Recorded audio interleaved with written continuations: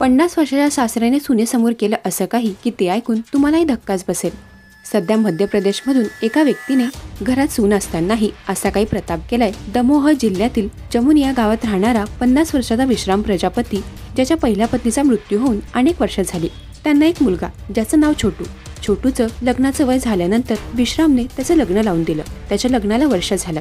छोटूचं लग्न लावल्यानंतरही विश्रामनेही स्वतः दुसरं लग्न केलं, पण त्याची दुसरी पत्नी त्याला सोडून पळून गेली। पण त्यानंतरही विश्राम थांबला नाही। विश्रामनं तिसरं लग्न करून तिसरी बायको घरी आणली। हे पाहून मुलगा आणि सून हादरले।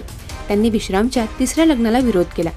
आमचं लग्न झालेलं असताना, घरात सून असताना तिसरं लग्न कशाला करायला हवं? या वयात लग्न करणं शोभत नाही, असं त्यांनी सांगितलं।